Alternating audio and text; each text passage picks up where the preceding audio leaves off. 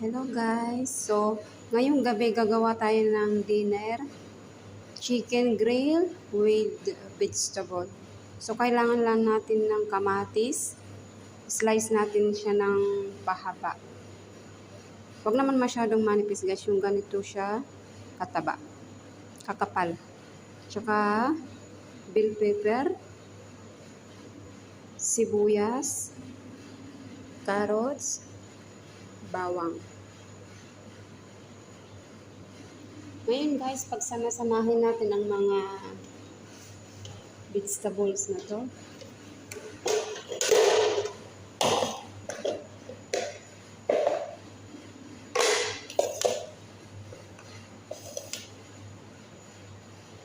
Lagay natin sa isang lalagyan.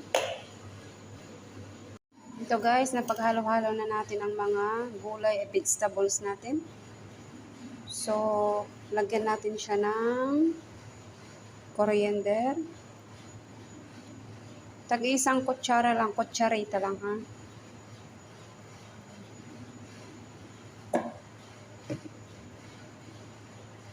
Black pepper.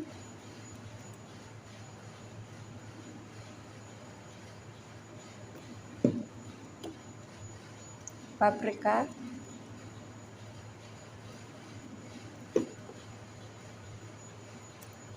Chili powder.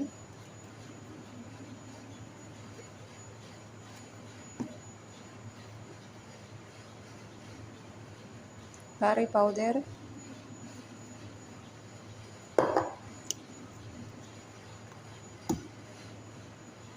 At syempre, salt, asin.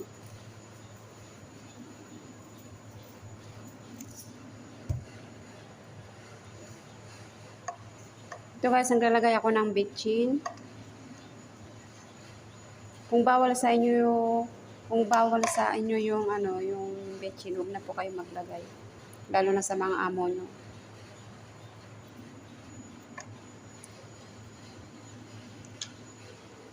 So guys, halo-haloin lang natin ito.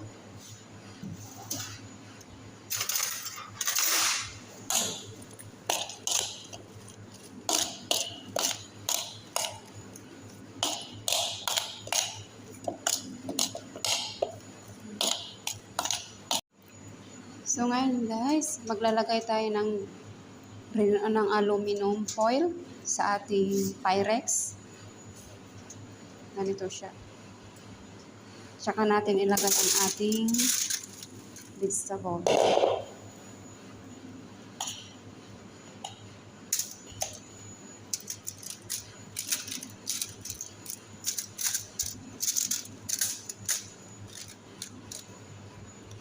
Kung may patatas guys, mag-add kayo ng patatas dito sa may vegetables natin. Kami kasi wala, naubusan. So ngayon guys, gagawa tayo ng sarsa ng ating manok. Maglagay lang tayo ng isang kutsarang baharat.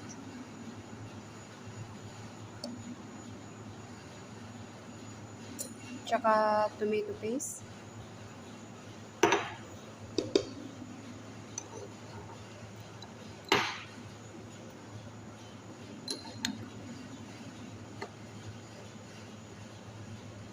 Dalawang kutsara.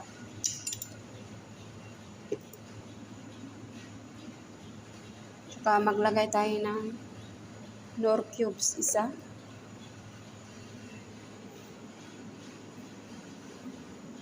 Dito guys, maglalagay lang tayo ng mainit na tubig.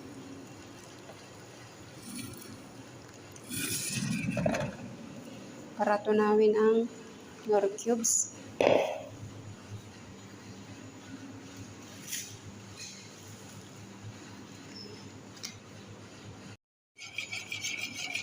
Kailangan guys, ang ating manok ibababad natin ng suka at tubig para matanggal ang lansa.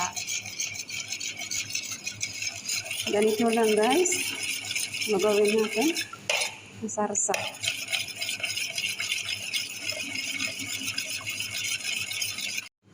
At syempre guys, pag okay na ang ating sarsa, hugasan na natin ulit ang ating manok.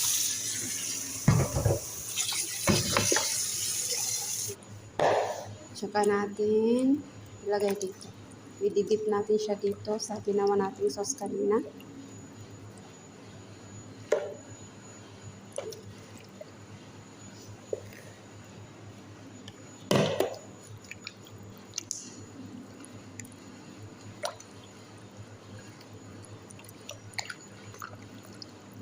Siyempre guys, timplahan nyo din yung sarsa na gagawin nyo. Lagyan nyo din siya ng asin, yung mga pampalasa. So yun guys, ilalagay na natin siya dito sa ibabaw ng vegetable.